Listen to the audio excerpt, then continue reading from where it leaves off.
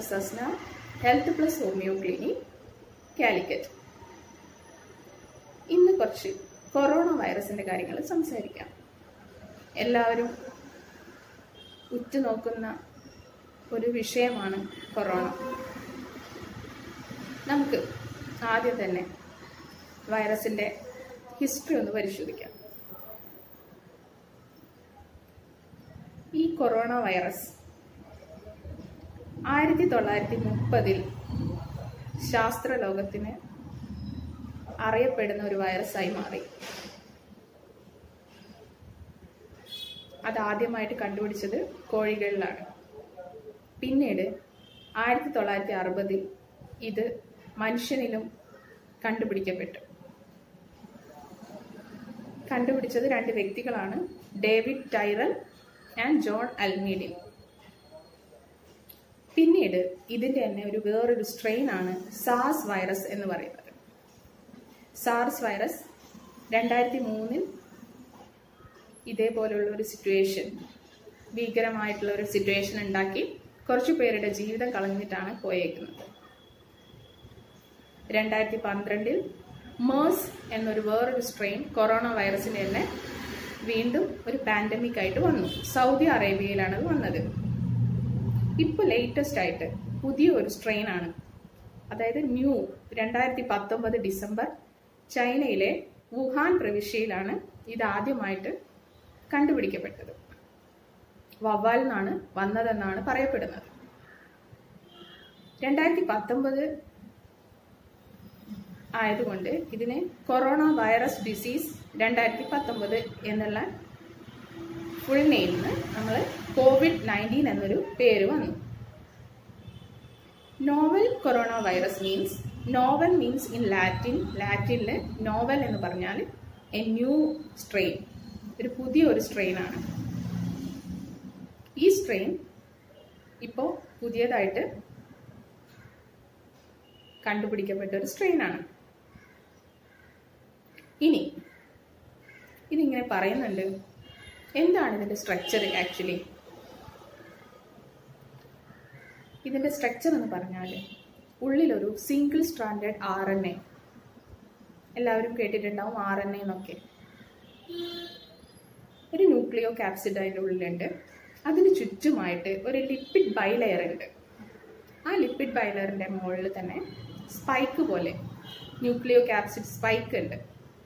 അതുകൊണ്ടാണ് അതിന് കൊറോണ എന്നൊരു പേര്. കൊറോണ മീൻസ് കിരീടം. ആ സ്പൈക്കിന്റെ ഒരു ഷേപ്പ് ഉള്ളത് കൊണ്ടാണ്, അതിനൊരു കിരീടം ഷേപ്പ് ഉള്ളത് കൊണ്ടാണ് അതിന് കൊറോണ എന്നുള്ള ഒരു പേര് വന്നത്.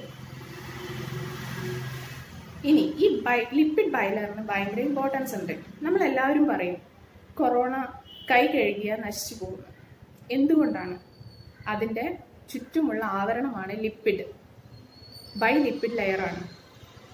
നമുക്കെന്നെ അറിയാം, സോപ്പ് ഉപയോഗിച്ച് കൊഴുപ്പ് നമ്മുടെ കയ്യിലുണ്ടെങ്കിൽ അത് ഇല്ലാതാവും.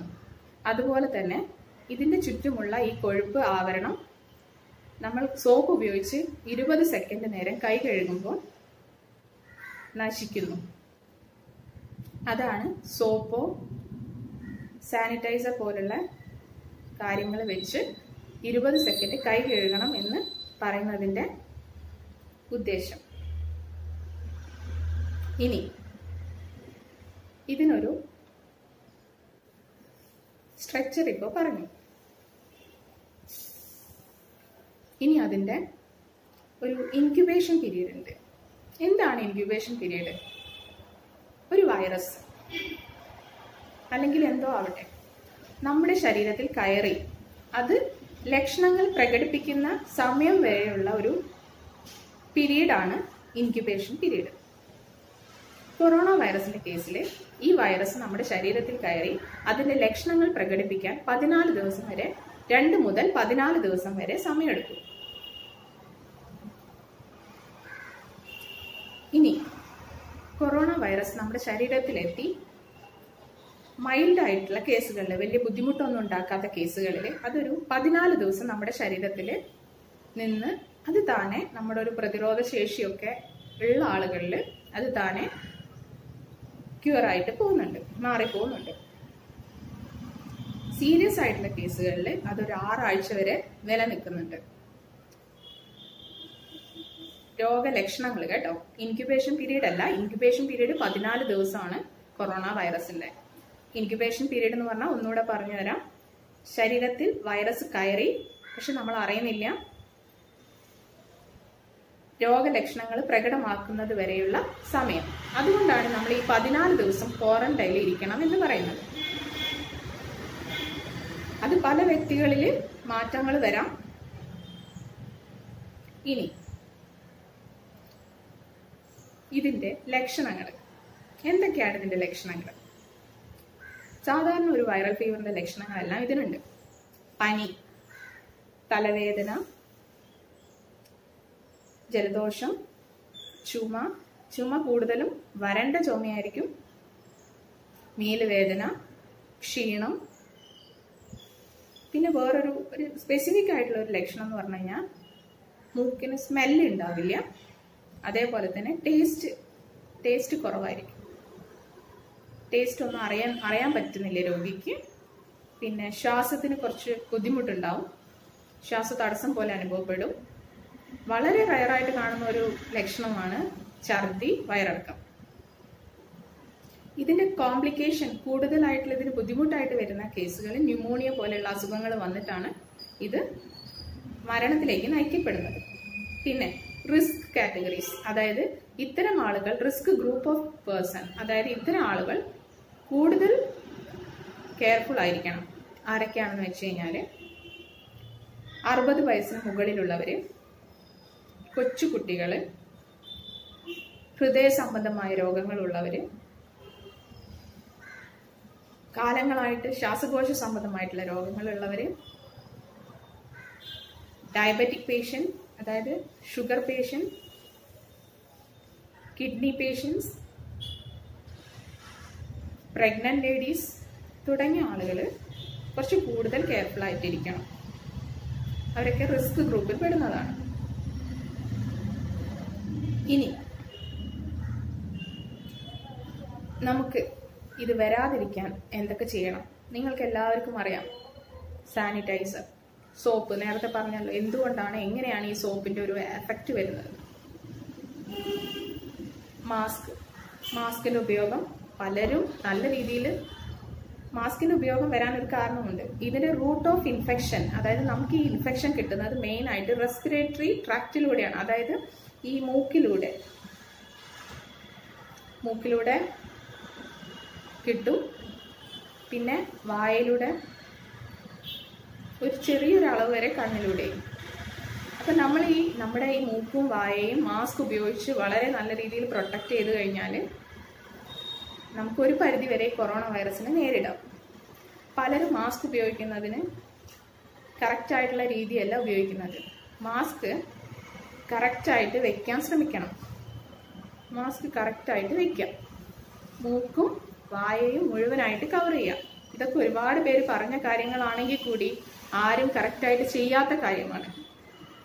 മാസ്ക് വെച്ച് കഴിഞ്ഞാൽ ഒരു കാരണവശാലും നമ്മുടെ കൈ കൊണ്ട് മാസ്കിന്റെ മുകളിലോ മുഖത്തോ തൊടാൻ പാടില്ല. മാസ്ക് നമ്മൾ കളയേണ്ടത് ഈ 2 ടാഗ് എടുത്തിട്ട് ഇങ്ങനെ തന്നെ അത് ഡിസ്പോസ് ചെയ്യണം. എവിടെയും തൊടാൻ പാടില്ല. ഞാനിപ്പോൾ തൊടുന്നത് ഇത് ഫ്രഷ് മാസ്ക് ആയതുകൊണ്ടാണ് ഞാൻ നിങ്ങൾക്ക് എക്സ്പ്ലെയിൻ ചെയ്ത് തരുന്നത്. ഇനി ഇതില് പലതരത്തിലുള്ള മാസ്ക് ഉണ്ട്. തുണിയുടെ മാസ്ക് ഉണ്ട്. തുണിയുടെ മാസ്ക് ഉപയോഗിക്കുമ്പോൾ ഒരു 3 ലെയറെങ്കിലും ഉള്ള മാസ്ക് വേണം ഉപയോഗിക്കാൻ. സർജിക്കൽ മാസ്ക് കുറച്ചുകൂടെ നല്ലതാണ്. അതിലും ബെസ്റ്റ് ആയിട്ടുള്ളത് N95 മാസ്കുകളാണ്. പിന്നെ സോഷ്യൽ ഡിസ്റ്റൻസിങ്, ഒരു വ്യക്തിയുമായിട്ട് മിനിമം 1 മീറ്റർ ഡിസ്റ്റൻസ്, നല്ലത് 2 മീറ്റർ ഡിസ്റ്റൻസ് വിട്ടു നിൽക്കുന്നതാണ് എപ്പോഴും നമുക്ക് നല്ലത്. പിന്നെ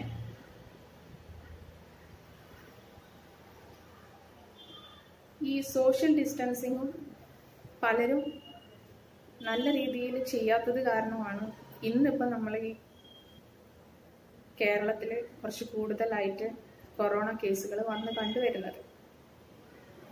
ഈ 3 കാര്യങ്ങൾ കൃത്യമായിട്ട് ചെയ്യാൻ ശ്രമിക്കാം. പിന്നെ നല്ല രീതിയിലുള്ള ഭക്ഷണക്രമങ്ങൾ, ബാലൻസ്ഡ് ഡയറ്റ് കഴിക്കാൻ ശ്രമിക്കുക. അപ്പോൾ എന്താണ് ഈ ബാലൻസ്ഡ് ഡയറ്റ്?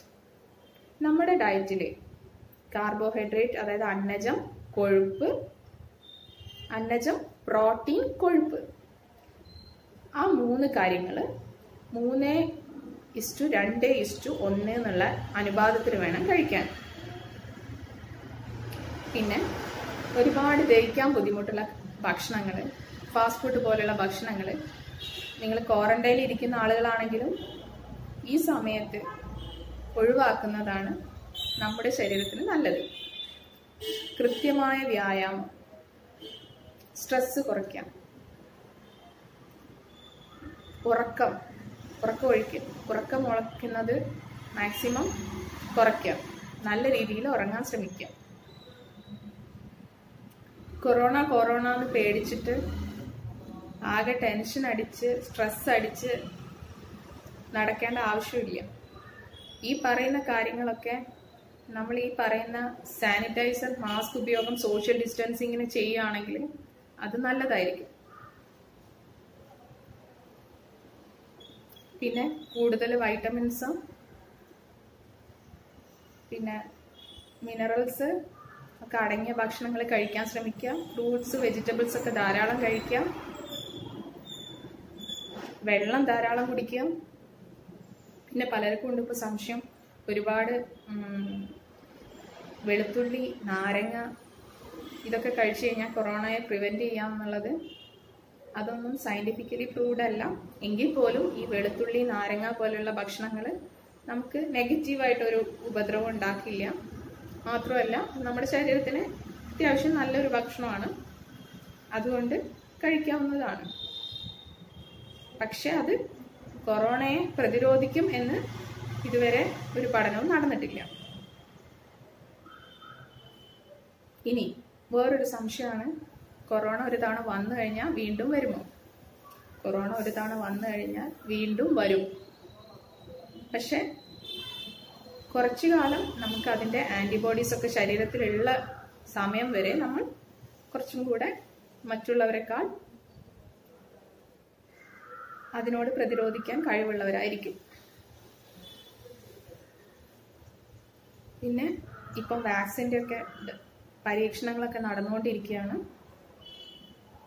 ഇനി കൊറോണയെ പ്രതിരോധിക്കുന്ന ഹോമിയോ മരുന്ന് കുറിച്ച് കുറച്ച് കാര്യങ്ങൾ പറയാം. ആർസാൽബ് 30 ആണ്. അത് നിങ്ങൾക്ക് പിൽസിലാണ് കിട്ടുന്നതെങ്കിൽ, അതായത് പിൽസ് മീൻസ് ആ ചെറിയ ചെറിയ ഗ്ലോബ്യൂൾസ്, അത് 4 ഗുളിക വീതം 3 ദിവസം വരെ നിങ്ങൾക്ക് കഴിക്കാവുന്നതാണ്. രാവിലെ കഴിക്കുന്നതാണ് ഉത്തമം. എല്ലാ പ്രായത്തിലുള്ളവർക്കും കഴിക്കാം, മറ്റ് മരുന്നുകൾ കഴിക്കുന്നവർക്ക് കഴിക്കാം, മറ്റ് അസുഖങ്ങളുള്ളവർക്ക് കഴിക്കാം, കുഞ്ഞുങ്ങൾക്ക് കഴിക്കാം. 2 വയസ്സിന് മുകളിലുള്ള കുഞ്ഞുങ്ങൾക്ക് സെയിം ഡോസിൽ കഴിക്കാം. 2 വയസ്സിന് താഴെയുള്ള കുഞ്ഞുങ്ങൾക്ക് ഈ 4 ഗ്ലോബ്യൂൾസിന് പകരം 2 ഗ്ലോബ്യൂൾസ് വെച്ച് കഴിക്കാം. പിന്നെ ഇപ്പൊ ഈ ആർസാൽബ് 30 തന്നെ സ്ട്രിപ്സ് ആയിട്ട്, അതായത് ഈ അലോപ്പതി മെഡിസിൻസ് ഒക്കെ കൊടുക്കുന്ന രീതിയിലുള്ള ഒരു സ്ട്രിപ്സ് ആയിട്ട് വരുന്നുണ്ട്. അതാണെങ്കിൽ നിങ്ങളുടെ കൈ കിട്ടിയിരിക്കുന്നത് ഓരോ ടാബ്ലറ്റ് വീതം കഴിച്ചാൽ മതി. 3 ദിവസമായിട്ട് രാവിലെ കഴിക്കാം. ഇപ്പൊ 2 വയസ്സിനുള്ള താഴെയുള്ള കുട്ടിക്കാണെങ്കിൽ അതിന്റെ പകുതി കൊടുത്താൽ മതി.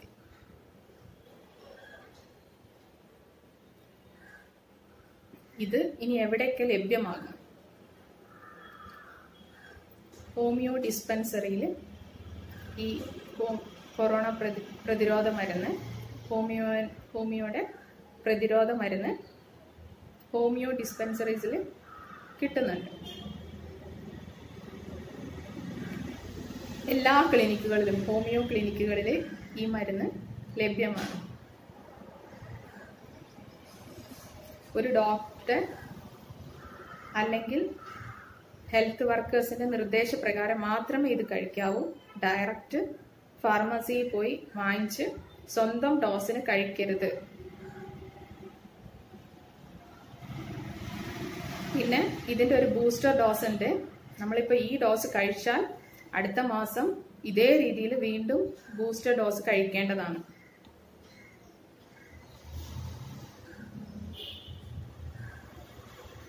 അപ്പോൾ പറഞ്ഞ കാര്യങ്ങളൊക്കെ എല്ലാവർക്കും മനസ്സിലായെന്ന് കരുതുന്നു. നന്ദി, നമസ്കാരം. Thank you.